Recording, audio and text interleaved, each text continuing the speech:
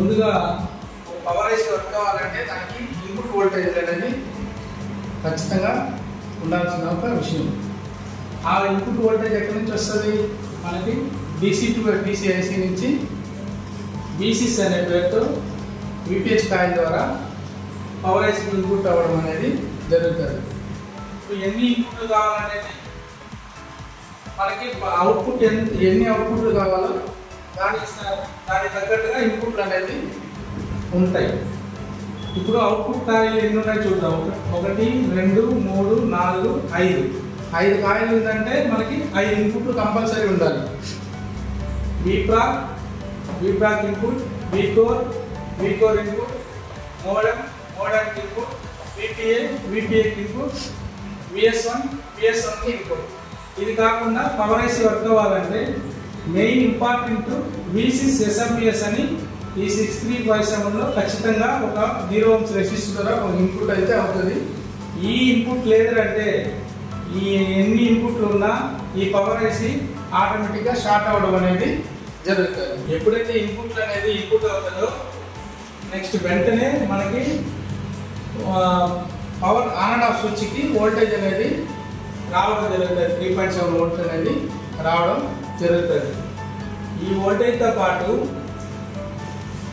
VRTC 2.8 అనే voltage అనేది మనకి రెఫరెన్స్ వోల్టేజ్ అవుట్పుట్ అనేది వస్తుంది.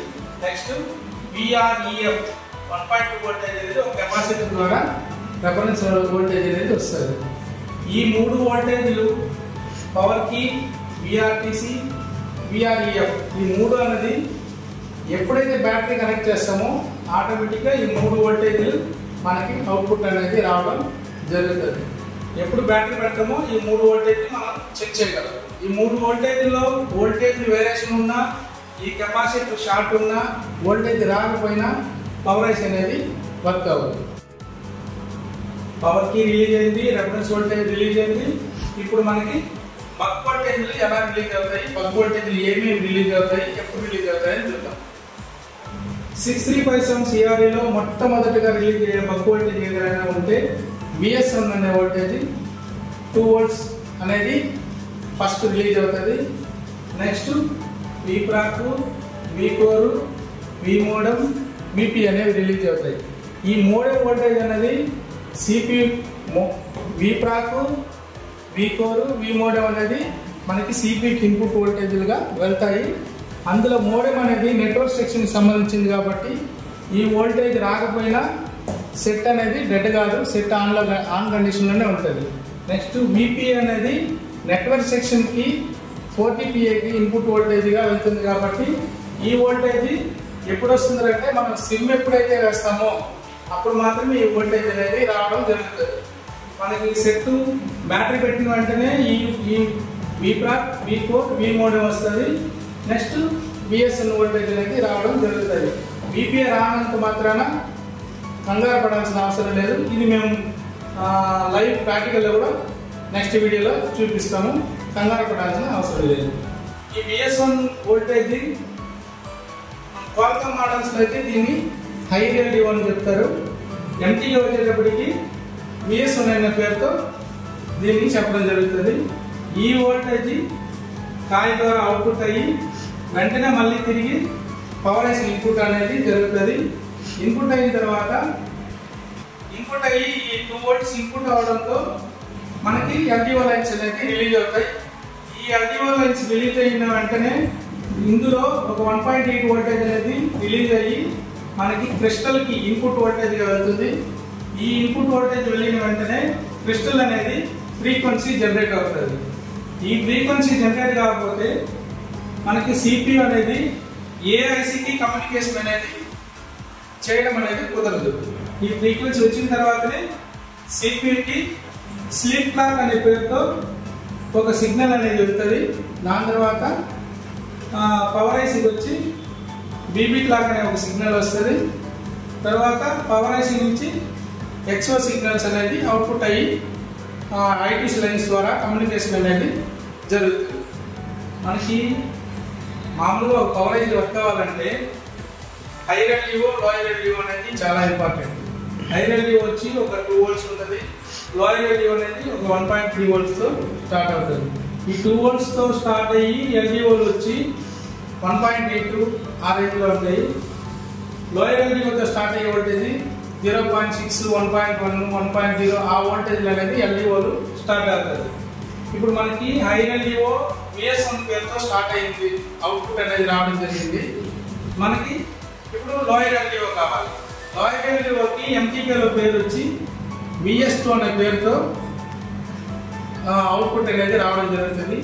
ఈ VS2 జనరేట్ చేయడానికి మనకి ఒక ఎక్స్టర్నల్ బక్ ఐసీ అనే ఒక 8 లెగ్ ఐసీని యూజ్ చేస్తారు. ఈ ఐసీ వర్క్ అవడానికి VPH వోల్టేజ్ అనేది ఇన్పుట్ ఇవ్వడం జరుగుతుంది. నెక్స్ట్ ఈ VS1 వోల్టేజ్ అనేది పిన్ నెంబర్ 1కి ఇన్పుట్ ఇవ్వడం అనేది జరుగుతుంది. నెక్స్ట్ ఈ ఐసీ వర్క్ అయ్యడానికి రెఫరెన్స్ వోల్టేజ్గా ఇక్కడ పీగుడ్ అనే పేరుతో ఇక్కడ వోల్టేజ్ రెఫరెన్స్ వోల్టేజ్ అవుట్పుట్ అనేది రావడం జరుగుతుంది.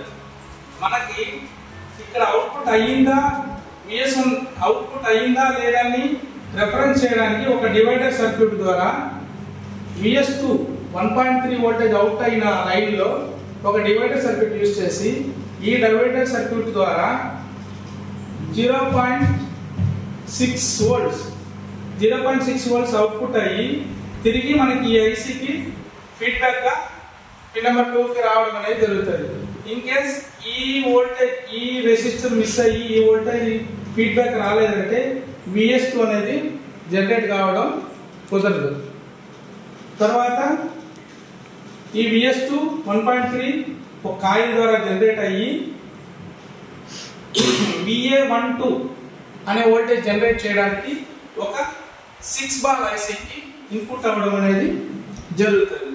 ఈ ఐసీకి VS2 వోల్టేజ్ ఇన్పుట్ అవ్వడము ప్లస్ ఈ ఐసీ వర్క్ అవ్వడానికి ఒక VPH వోల్టేజ్ అనేది ఇన్పుట్ అవ్వడం అనేది జరుగుతుంది. తర్వాత ఈ ఐసీ నుంచి అవుట్పుట్ VA12 అనేది జనరేట్ అవ్వాలి. ఈ VA12 జనరేట్ అవ్వాలంటే మనకి పవర్ ఐసీ నుంచి ఒక ఎనేబుల్ సిగ్నల్ అనేది రెఫరెన్స్ వోల్టేజ్గా ఈ ఐసీకి రావడం జరుగుతుంది.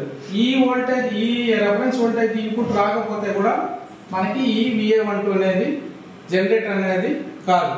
ఇక్కడ VA12 జనరేట్ అయ్యిందా లేదా అని ఈ 6 బాల్ ఐసీకి రెఫరెన్స్ గా మళ్ళీ ఒక డివైడర్ సర్క్యూట్ ఇక్కడ యూజ్ చేసి ఇక్కడ వచ్చిన వోల్టేజ్ డివైడర్ సర్క్యూట్ ద్వారా 0.6 వోల్ట్స్ అనేది ఇక్కడ అవుట్పుట్ తీసుకొని మళ్ళీ 6 బాల్ ఐసీకి రెఫరెన్స్ వోల్టేజ్ గా ఫీడ్బ్యాక్ గా ఇవ్వడం అనేది జరుగుతుంది.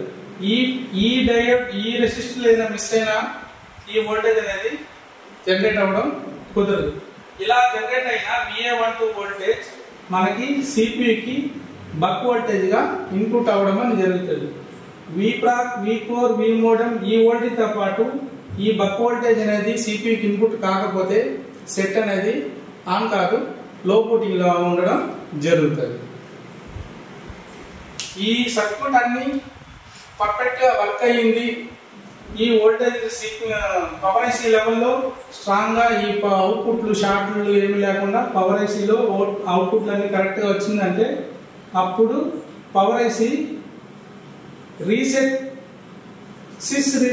1.8 అనే ఒక వోల్టేజ్ ని సిపియుకి ఇవ్వడం అనేది జరుగుతుంది.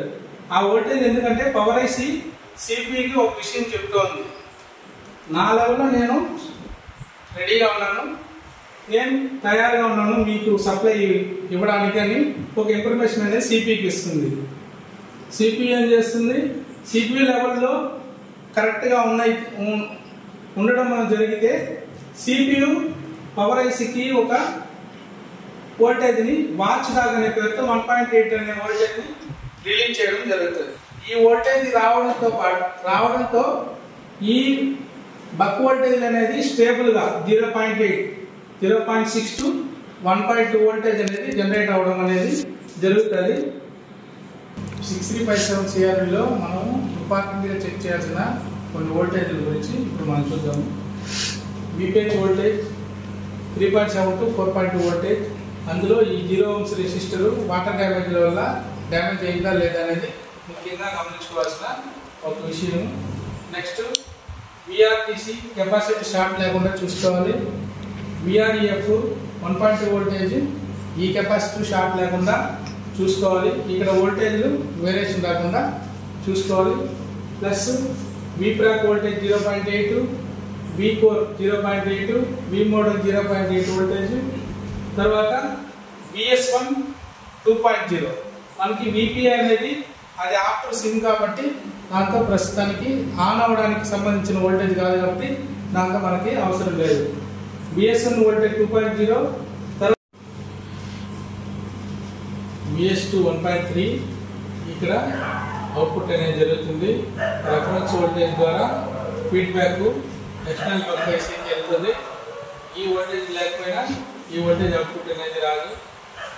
నెక్స్ట్ అదేవిధంగా ఈ VS1 VS2 voltage power ఐసీకి input అనేది జరుగుతుంది. ఇన్పుట్ జరిగి ఇక్కడ లోయర్ ఎల్డిఓ వోల్టేజ్ అనేది అవుట్పుట్ అనేది రావడం జరుగుతుంది. మన ట్రాక్ అయితే ఇక్కడ మిస్ అయినాము. ఇది చాలా ఇంపార్టెంట్ వోల్టేజ్. ఈ వోల్టేజ్ ప్రెసెంట్ ఉండాలి. ప్లస్ ఈ వోల్టేజ్ తర్వాత మనకి VA12 1.2 వోల్టేజ్ అనేది సిపికి కావాల్సిన బక్ వోల్టేజ్. ఈ వోల్టేజ్లో ఈ VS1 2.0 లేదంటే లోయర్ ఎల్డిఓ VS2 అనేది జనరేట్ కాదు. ఇది జనరేట్ కాకపోతే VA12 అనేది జనరేట్ కాదు.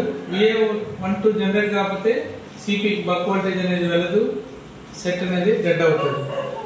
అదేవిధంగా నెక్స్ట్ పవర్ ఐసీ లెవెల్లో నేను రెడీగా ఉన్నానని సిస్ రీసెట్ బి 1.8 వోల్టేజ్ అనేది సిపికి పవర్ ఐసీ అనేది సిగ్నల్ అనేది ఇవ్వడం జరుగుతుంది.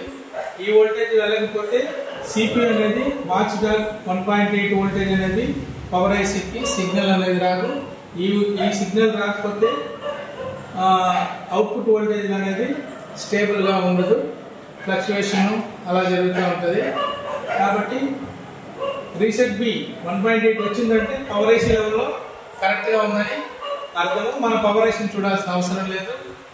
In case reset B okay ఉండి వాచ్ డాగ్ 1.8 వోల్టేజ్ రాలేదంటే సిపి దగ్గర ప్రాబ్లం ఉందని మనం గుర్తుంచుకోవాలి. సిపిని తీసి రిపేర్ చేసి ఆ వోల్టేజ్ని మనం రెడీ చేయాల్సి ఉంటుంది. ఈ విధంగా స్టెప్ బై స్టెప్ మనం అనేది ఈ 6357 CRE ద్వారా చెక్ చేయడం జరుగుతుంది. దీన్ని మనము నెక్స్ట్ వీడియోలో స్కిమాటిక్స్ ఎలా చూడాలి, బిట్ మ్యాప్లో ఈ కాంపోనెంట్స్ ఎక్కడ ఎలా ఉంది, ఎక్కడ ఉంది, ఎలా పాయింట్అవుట్ చేయాలనేది మనం స్కిమాటిక్ ద్వారా చూస్తాము. ఆ తర్వాత వీడియోలో లైవ్ వోల్టేజ్ అనేది మనము చెక్ చేసి చూపించడం అనేది జరుగుతుంది. సబ్స్క్రైబ్ చేసుకోండి, లైక్ చేయండి, షేర్ చేయండి. Thank you.